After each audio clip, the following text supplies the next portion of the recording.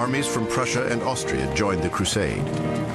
In 1814, with the Tsar himself in command, the Allied forces swept across Europe to the gates of Paris. For 25 years, France had endured revolution and endless war. Paris was ready for an end to chaos. Alexander entered Paris in triumph. This is actually the culmination of the 18th century in Russia.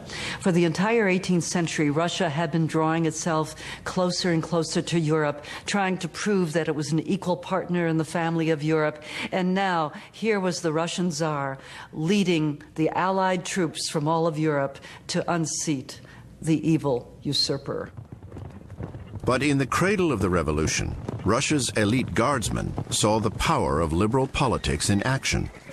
The ideas that these Russian soldiers picked up were ideas of a constitutional monarchy, not an absolutist monarchy. The idea that civil and political rights was something that all people should enjoy. The idea that equality before the law should be, and indeed a regime based on rule by law, should be the foundation for any modern state.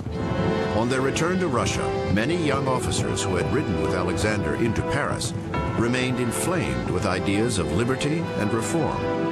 They met in secret and plotted the unthinkable, a constitution for absolutist Tsarist Russia.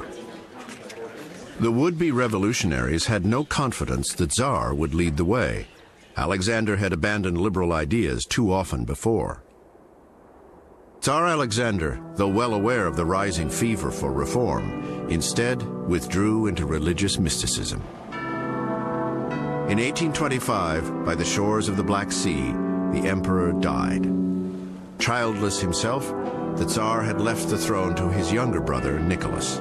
Nicholas was 19 years Alexander's junior. So while Alexander I was a child of the Enlightenment, Nicholas I was not. Nicholas I grew up in an atmosphere of hostility to revolution and of breaking revolution wherever one might spot it. But the succession from Alexander to Nicholas had been a strictly kept secret. The Tsar-to-be hesitated to take the throne.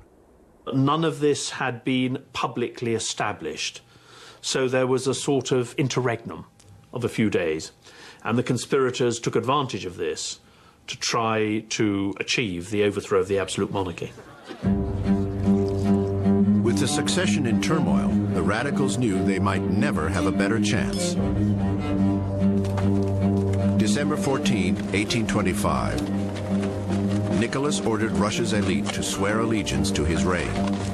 Rebel officers, the Decembrists, gathered in St. Petersburg's Senate Square. They began to chant for a new form of rule, a constitution. By noon, 700 rebels waited in the square. Troops loyal to Nicholas surrounded them. Then the Tsar-to-be rode into view.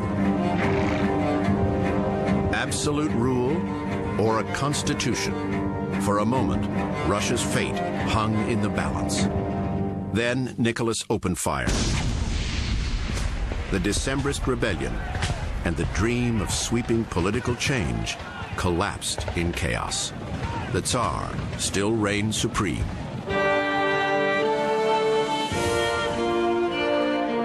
Nicholas I had preserved the Romanov dynasty.